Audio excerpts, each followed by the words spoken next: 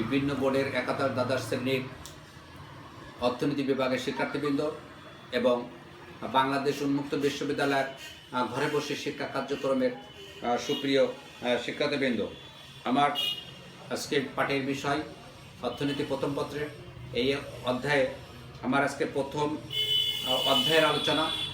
এই অধ্যায়ে আমার আজকে ষষ্ঠ পাঠ বা পঞ্চম পাঠ, আজকে আমার পঞ্চম আলোচনা। আমি আজকে অর্থনৈতিক ব্যবস্থা বলতে আমরা কি বুঝি এবং বর্তমান পৃথিবীতে বিভিন্ন দেশে যে অর্থনৈতিক ব্যবস্থা পরিচালিত হয়েছে 4 প্রকার, আর সেটার আমি প্রকারগুলো বর্ণনা করব।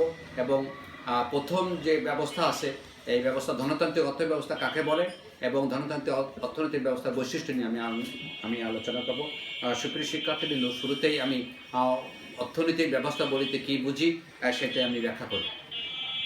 সমাজের অর্থনৈতিক কার্যাবলী যে প্রতিষ্ঠানগত ও আইনগত কাঠামোর মাধ্যমে পরিচালিত হয় তাকে অর্থনৈতিক ব্যবস্থা বলা হয়। অর্থাৎ যে ব্যবস্থার মাধ্যমে একটা দেশের নাগরিকদের সম্পত্তির অধিকার, সম্পত্তির মালিকানা, উৎপাদন, বন্টন, বিনিময় ও ভোগের ক্ষেত্রে স্বাধীনতা, মূল্য ও মুনাফা নির্ধারণ, আন্তর্জাতিক বাণিজ্যের ধরন, বাজার ব্যবস্থার প্রকৃতি, সামাজিক নিরাপত্তা, ব্যবসা বাণিজ্যের গতি প্রকৃতি প্রভৃতি নির্ভর করে যে অর্থনৈতিক ব্যবস্থা গড়ে ওঠে তাকে অর্থনৈতিক ব্যবস্থা বলে।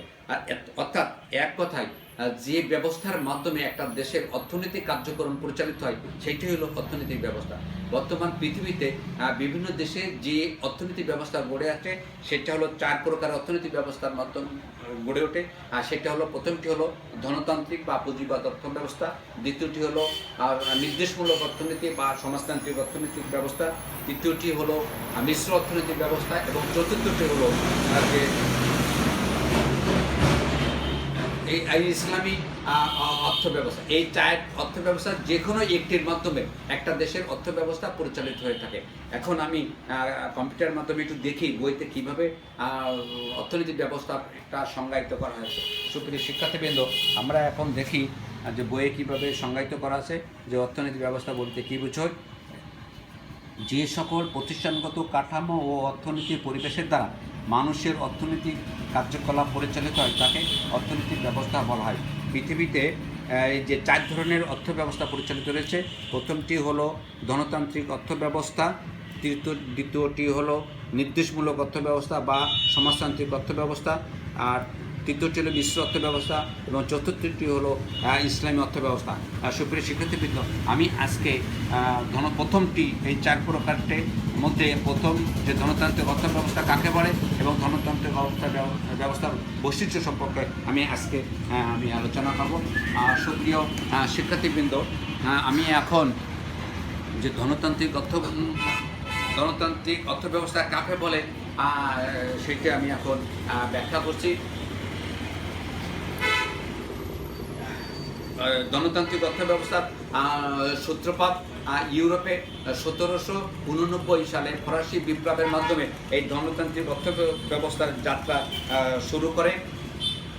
যে অর্থ ব্যবস্থায় উৎপাদন উপকরণের গুলোর উপর ব্যক্তি মালিকানা বিদ্যমান এবং সরকারি বাধা ব্যতি রেখে অবাধ দাম প্রতিযোগিতার মাধ্যমে পরিচালিত হয়, সেই অর্থ ব্যবস্থাকে ধনতান্ত্রিক অর্থ ব্যবস্থা বলা হয়। বিশুদ্ধ ধনতান্ত্রিক অর্থ ব্যবস্থার ভিত্তি হল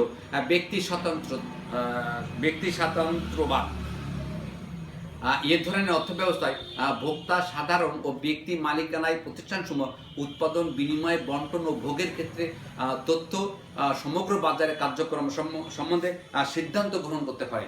অর্থাৎ এক কথায় ধনতান্ত্রিক অর্থ ব্যবস্থা আমরা বলতে বুঝি যে ব্যক্তি স্বাতন্ত্র্যবাদের ভিত্তিতে মানে ব্যক্তি বা প্রতিষ্ঠানগত ভিত্তিতে যে অর্থনৈতিক ব্যবস্থা গড়ে ওঠে তাকে ধনতান্ত্রিক অর্থ ব্যবস্থা বলা হয়। আমরা এখন ধনতান্ত্রিক অর্থ ব্যবস্থার যে বৈশিষ্ট্যসমূহ সেই বৈশিষ্ট্য আমরা এখন কম্পিউটার মাধ্যমেই আমরা আলোচনা করি।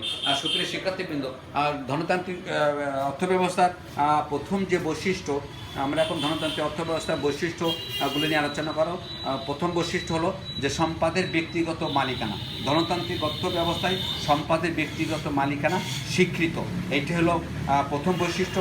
এর দ্বিতীয় যে বৈশিষ্ট্য হলো সেটা হলো উদ্যোগের স্বাধীনতা। তাহলে উদ্যোগের স্বাধীনতা বলতে আমরা সাধারণত বুঝি যে ধনতান্ত্রিক অর্থব্যবস্থায় প্রত্যেক ব্যক্তি উৎপাদন ক্ষেত্রে স্বাধীনতা ভোগ করে, কী উৎপাদন করা হবে, কোথায় উৎপাদন করা হবে, কিভাবে উৎপাদন করা হবে প্রভৃতি বিষয়গুলো সম্পূর্ণ ব্যক্তি ইচ্ছাশক্তির সাহায্যে পরিচালিত হয়। এটাই হলো উদ্যোক্তার স্বাধীনতা এই গণতান্ত্রিক অর্থনীতির ক্ষেত্রে ভোগ করে থাকে। এর তৃতীয় বৈশিষ্ট্য হলো যে মুনাফা অর্জন। এই যে মুনাফা অর্জন গণতান্ত্রিক অর্থব্যবস্থার অন্যতম বৈশিষ্ট্য হলো যে অর্থনৈতিক কার্যক্রম পরিচালিত হয় সর্বাধিক মুনাফা অর্জন করার লক্ষ্যে। এর চতুর্থতম যে বৈশিষ্ট্য হলো সেটি হলো ভোক্তার সার্বভৌমত্ব। তো ভোক্তার সার্বভৌমত্ব বলতে আমরা বুঝি যে ধনতান্ত্রিক অর্থনীতিতে প্রত্যেক ব্যক্তি ভোগের ক্ষেত্রে স্বাধীনতা ভোগ করে। প্রত্যেক ব্যক্তি নিজের পছন্দ মতো দ্রব্য সামগ্রী ভোগ করতে পারে এই ধনতান্ত্রিক অর্থব্যবস্থার মাধ্যমে। তার পঞ্চমতম বৈশিষ্ট্য হলো যে অবাধ প্রতিযোগিতা। অবাধ প্রতিযোগিতা, যে ধনতান্ত্রিক অর্থনীতির ভিত্তি হলো প্রতিযোগিতা। মুনাফা বৃদ্ধির জন্য উৎপাদনকারী সর্বাধিক উৎপাদন কৌশল ও যন্ত্র প্রচলনের দ্বারা ব্যয় হ্রাসের চেষ্টা করে থাকে। তাহলে উৎপাদনকারীরা প্রতিযোগিতায় টিকে থাকার জন্য নতুন নতুন কৌশল উদ্ভাবন ও প্রয়োগের মাধ্যমে সবচেয়ে কম খরচে উৎপাদনের চেষ্টা করে থাকে এবং এই ক্ষেত্রে অবাধ প্রতিযোগিতা সৃষ্টি হয়। এইটি হলো ধনতান্ত্রিক অর্থনীতির একটা অন্যতম বৈশিষ্ট্য। এর ষষ্ঠ যে বৈশিষ্ট্য হলো ব্যক্তি স্বাধীনতা। যে ব্যক্তি স্বাধীনতা, ব্যক্তি স্বাধীনতা বলতে আমরা বুঝি যে এ ধরনের অর্থব্যবস্থায় উৎপাদনকারী, ক্রেতা বা ভোক্তা, বিক্রেতা সবই ব্যক্তিগত অর্থনীতির স্বাধীনতা ভোগ করে থাকে। উৎপাদক তার ইচ্ছামতো দ্রব্য উৎপাদন করে, ভোক্তা তার রুচি পছন্দ অনুযায়ী দ্রব্য ক্রয় বা বিক্রেতা তার সুবিধা মতো দ্রব্যের জন্য সরবরাহ করে এবং শ্রমিক তার ইচ্ছামতো স্বাধীনভাবে যেখানে খুশি সেখানে কাজ করতে পারে। এইটি হলো ব্যক্তি স্বাধীনতা। এটা হলো গণতান্ত্রিক অর্থব্যবস্থার অন্যতম একটা বৈশিষ্ট্য। এর সপ্তম একটা বৈশিষ্ট্য হলো শ্রেণী বিভক্ত সমাজ। অর্থাৎ এই গণতান্ত্রিক অর্থনীতি ব্যবস্থায় শ্রেণী বিভক্ত সমাজ থাকে।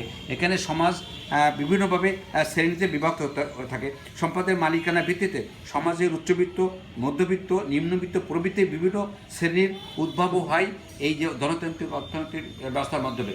এর অষ্টম যে বৈশিষ্ট্য হলো সেটা হলো যে আয় বন্টনে অসমতা। আয় বন্টনে অসমতা।